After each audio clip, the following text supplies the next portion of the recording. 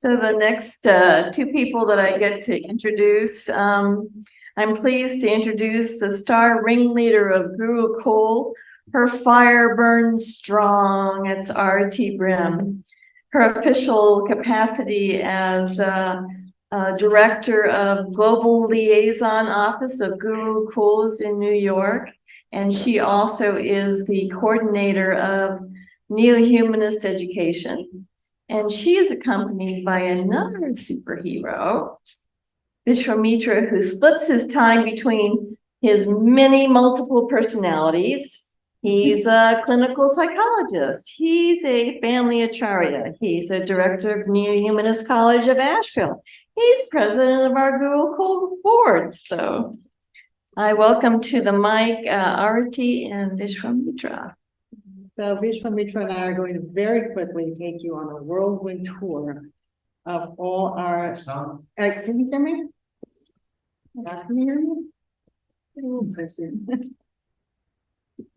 I also have to keep turning my head, so you might wonder whether I can do it. I'd like to face the audience rather than face the slides. Okay. Okay, so does that work? Yeah. Okay. So just to repeat, Vishwamitra and I are going to take you on a very, very quick whirlwind tour around the world where we have our Neohumanist schools, institutes, and projects in the making. All right, I have to go like that. Okay. So as we heard in the Gurukul song this morning, we're calling it the Garland of Neohumanist schools because in the song, you know, Baba says we will bind everybody with the thread of love and create a garland of incomparable beauty. No one will be left behind. Bringing together all of these initiatives around the world. And so Gurukul is a network of all of these. So we just heard from Kathleen what Neohumanist education is all about. And as the Board of Education, Gurukul's job is actually to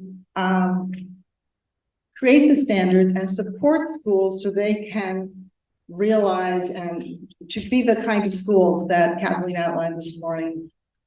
So Gurukul actually doesn't run the school, it doesn't manage them directly. They're in Anandamarga, they're run by Eros and WWD departments, or sometimes they're other individuals that have started schools. But like I said, Gurukul oversees the standards and supports their development. Next. So where this all started. So Baba started schools in 1963 as Eros schools.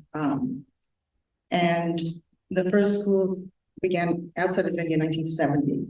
But at that point, he hadn't even given the philosophy of Neohumanism. So in 1982 he did, and then they started being known as Neohumanist education schools. But that doesn't mean that the schools were actually Neohumanist education schools, because we didn't even really know what that is. We hadn't really developed. It was in a very seed form. And many of the schools were started by acharyas who had no training teachers, they never worked with children. And so they were really starting from scratch trying to do this. And so it's the task now, it has been the task, and it will continue to be, and we're getting better at this all the time. And now we have teacher training programs, more sophisticated, more developed. We have textbook coming up. So the hope is to get all of the schools up to standard. By 1990, there were 1,000 schools around the world in about 50 countries. And also some higher education institutions.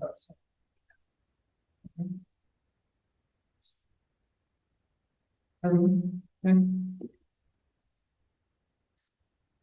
So Baba started with early childhood and said, I'm just going to read this. Some people might ask, why does Anandamarga run many kindergarten schools and not many high schools, degree colleges, and universities? A kindergarten school is something basic, and the mission of making human beings is accomplished here. Yay! If one has already become a thief or a criminal, in that case, university education for such a person is of no avail. One is to be molded in one's childhood. If one receives the fundamentals of education in the formative period of one's life, one will keep oneself all right in the teeth of the greatest trials and tribulations in life. A bamboo when green can be shaped or bent in any way you like. Once it ripens, any attempt to reshape it will break it. This is why more stress is to be laid on kindergarten schools. Such schools are the first phase of making human beings. Okay, well, it's a good time, we spend a lot of time on this slide because there are hundreds of schools in Delhi, and they only get one slide here. In Delhi sector, literally hundreds, run by, I think I already said, Divis and Dadas in India mostly. And yeah, so this is just showing you where all the schools are. So next, again, this is the before school program Dada was telling us about yesterday that just popped up during COVID when Dada was at Anandnagar. Yeah, so here's the children there. Is that Dada? That's Dada with the children out probably. That's his raw. The success of that school being how much Dada loves the children and how much they love him. Yeah, so this is just going to be a little touch of places and pictures. Your high school in Manibas, the women's mass unit in Nanjanagar. So in Berlin sector, we have schools in the UK, Portugal, Romania, Albania, Holland, Iceland, Denmark. Each of those schools, you could do a whole program on them. They all have beautiful websites and established schools that have been going for a long time. This is one of the newest schools in Portugal. It's started by two graduates of the Neohumanist teacher preparation program that Catherine directed, and they just graduated in June. And this is I can't pronounce that, but it means Little Green Island, right? Yes. Yeah. And this is a forest school that started. And Damini Jumanlukta are running the school, and actually a third teacher is now joined the second cohort of the teacher preparation program.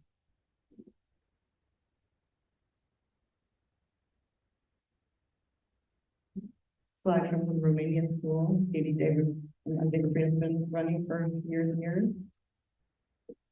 So Georgetown sector in South America, we have many schools in Porto Alegre. Sao Paulo, we have 5 schools run by Didi Nanjaya, which are amazing schools in a very fourth part of the town, and she gives them really incredible education. Bella Horizonte, school in Paraguay, Peru, Colombia. These are pictures from Didi Nanjaya's school.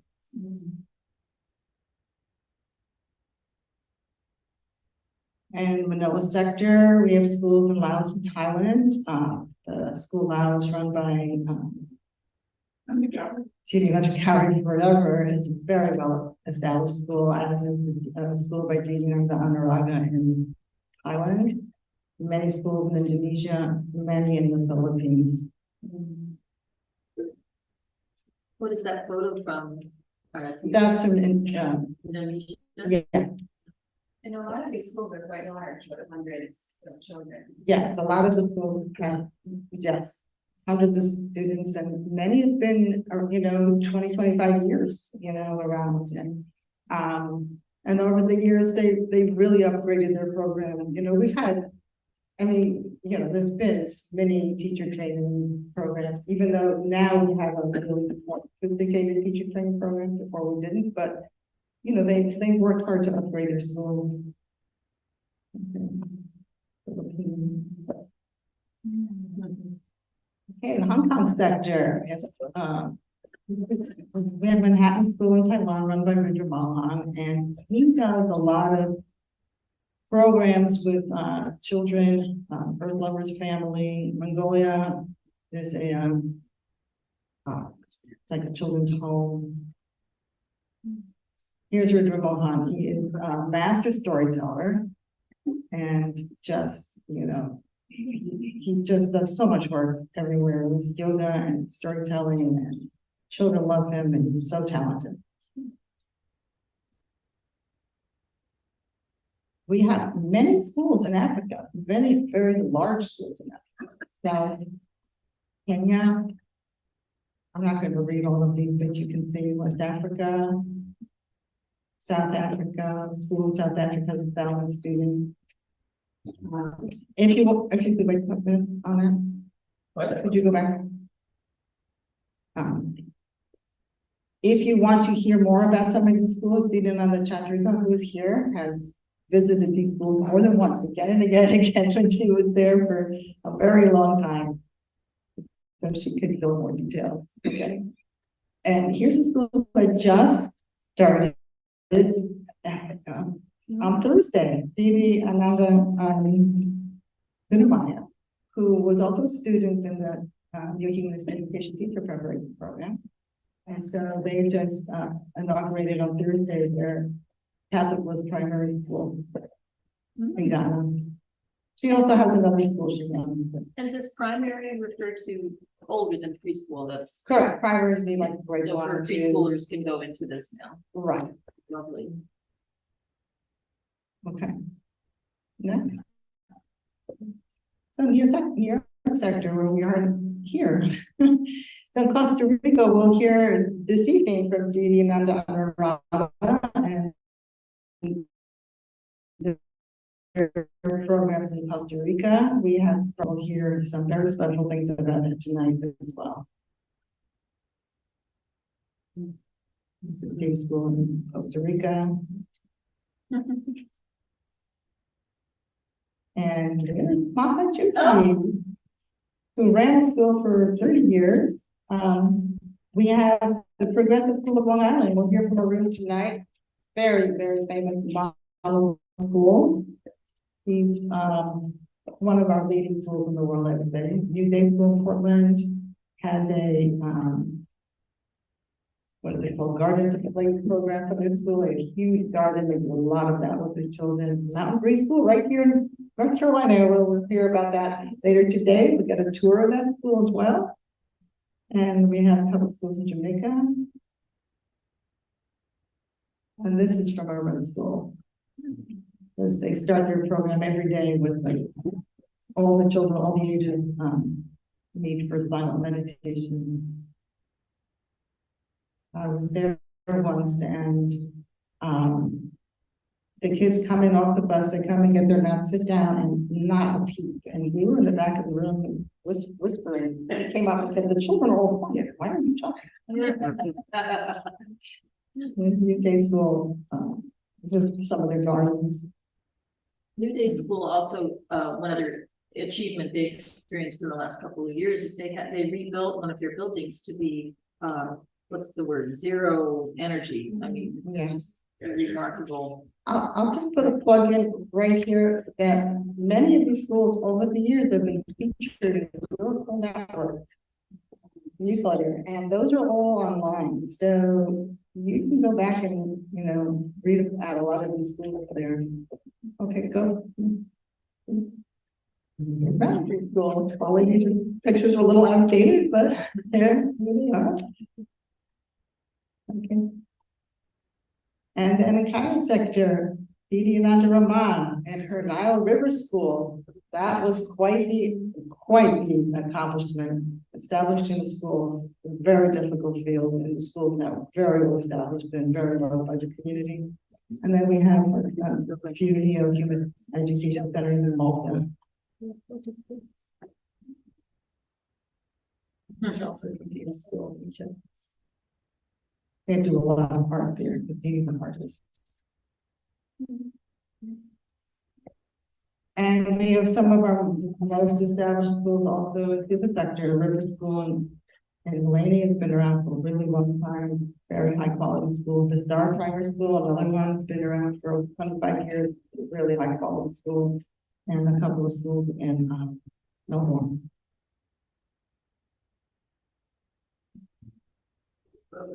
Okay. Okay, so we also have a lot of, a lot of sort of yoga programs for children that are in They're held in public schools, they're held, you know, in various places. And Rudra Mohan actually, you know, went to China again and again. He's trained 1,000 teachers in China to do yoga with children. And oh, teacher said he has a job doing this in public schools. He taught 10,000 students over a couple decades. Here's Taiwan.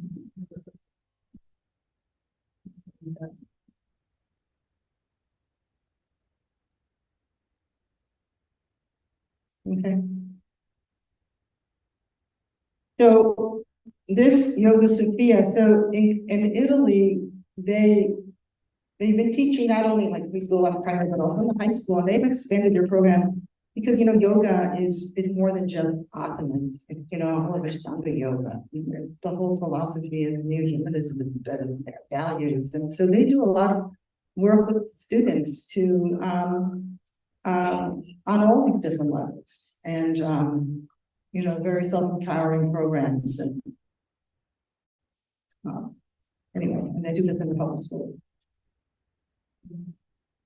Okay, and this is my cue to hand it over to Vishwamitra, who will take us beyond primary and high school. So now we're going to deal with postgraduate schools. We've been looking at schools and programs and some master units that are identified with Gurukul. Baba had said that Neohumanist education should be applied using Ashtanga yoga from pre-K through postgraduate schools, which was reflected in Kathleen's presentation. All right, next slide. This is the headquarters for Nandamar Gurukul. It's the Chakraduri, which covers about 17 acres in the Anandanagar. This is a far off shot. Let's go to the next slide to get closer up to the buildings that are involved. This is the reception center and the entrance to Chakraduri. But the reception center has offices on the first floor, and on the second floor, it can accommodate 70 to 100 people for events and celebrations. Next slide.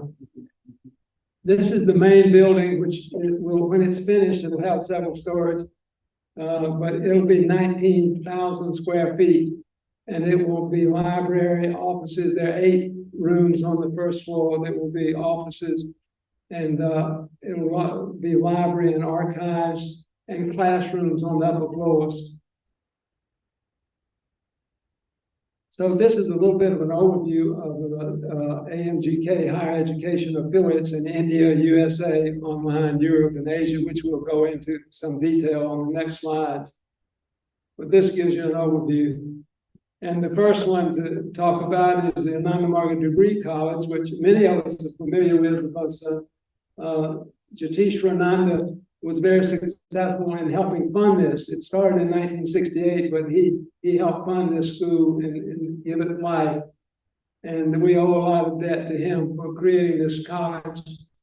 But this is a degree college, and it has a women's branch at Pundog Station, near Pundog Station.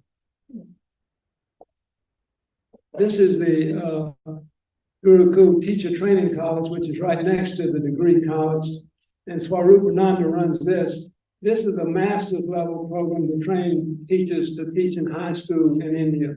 And all of these colleges are accredited through colleges in Calcutta and other places in India. So accreditation is not an issue for them, which we'll discuss more tomorrow, how it's a problem for the college and other institutions that we have. Go ahead. This is the women's college. And at Umanavas, which Didi Ananda Ramon had put a lot of energy into helping create.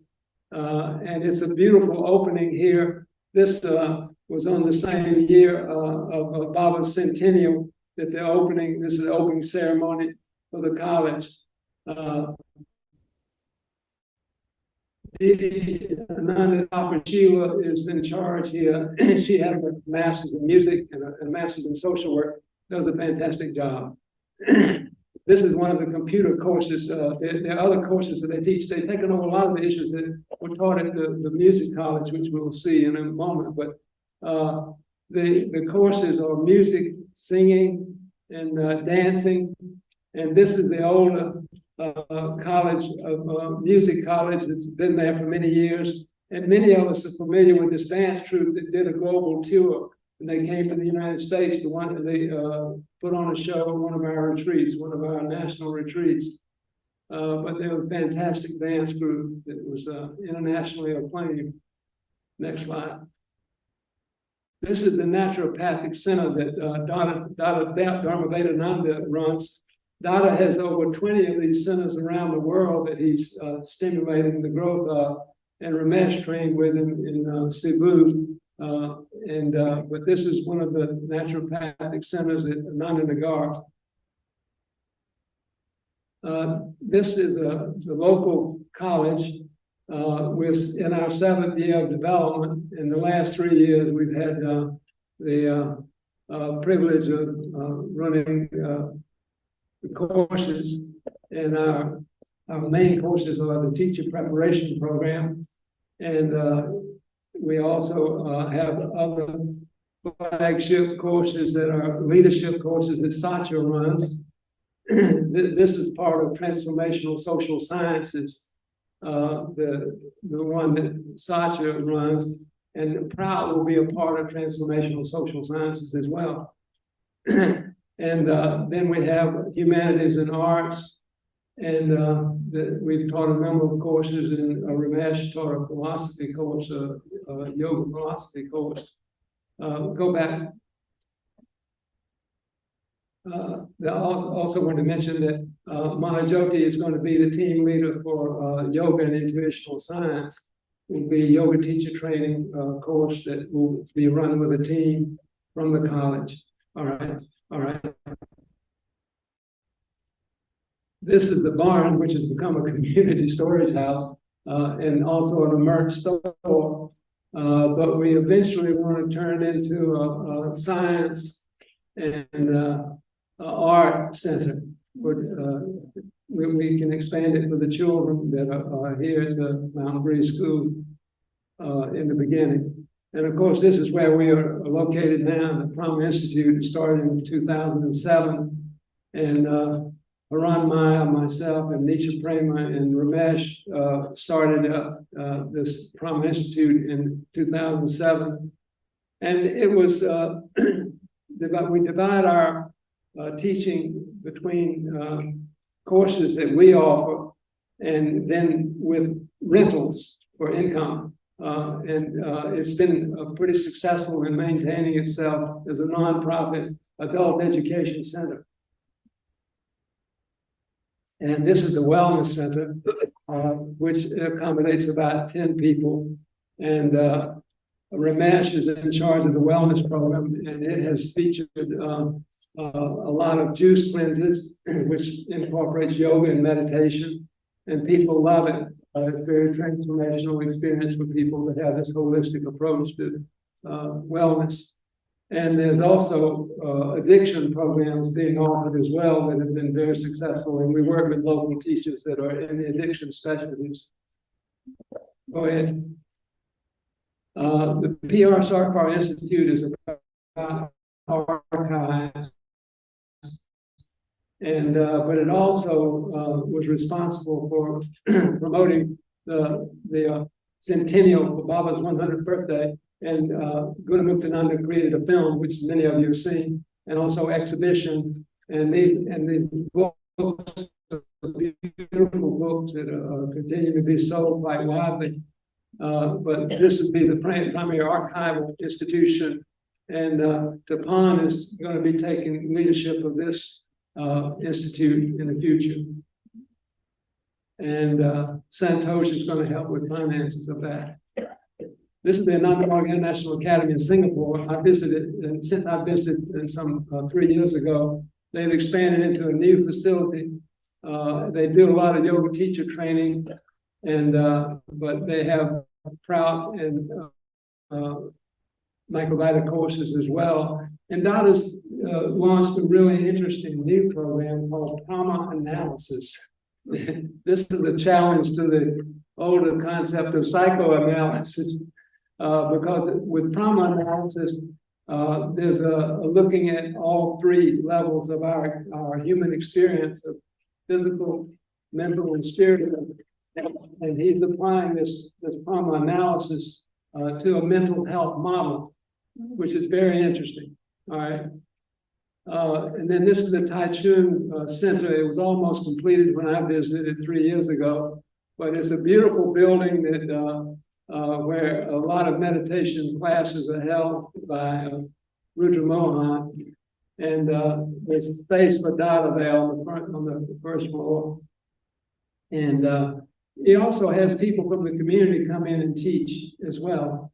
So it's practicing that universalism that we're talking about. And this is a center that has been a training center for acharyas for many years.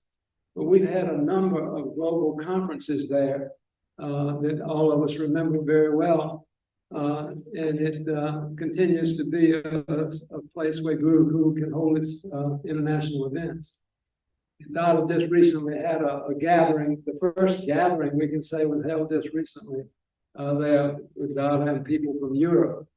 That's some of the idea that we're trying to expand and have gatherings in different sectors and different regions. All right, next slide. This is the Yoga Academy and the Turbo Mandala. It's a wonderful website. If you check out Turbo Mandala website, this Yoga Academy teaches workshops for several hours, 2 to 4 hours, but they also sponsor day long, and they also have residential programs. And as Arete said, Kamaleshwar has been involved with the high school. They have training going on that supports the yoga way of life. And this is the Lotus Training Center in Dunbosh. Arete had mentioned that there are about 300 students in a school they have there, but they use this as a center for training teachers and in progressive education. And I participated in some of that training with Nanda Deva Priya, Didi Ananda Deva Priya, and Manoranjan have taught there. They're on the staff there. Satya as well is on the staff there. But it's a wonderful training center for teachers. And this is Camp Divino, Divine Land, in Argentina. It's in Western Argentina, and they have a lot of agricultural products. But more recently, one of the articles featured in our Guru newsletter, they developed organic farming on about 7 acres of local farms. And they had the National Agricultural Research Institute involved with them. So it got a lot of press. And they made enough food to supply the local community with organic food.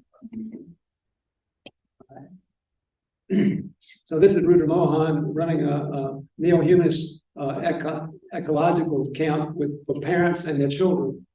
And this is they teach meditation and ecological concepts. And they also use some quotes from Thomas Berry about transcending species isolation. There was a quote from Thomas Berry that he used at this workshop, transcending species isolation. So this is what Guru does to support all the schools. We're going to be talking about these in future workshops. Namaskar.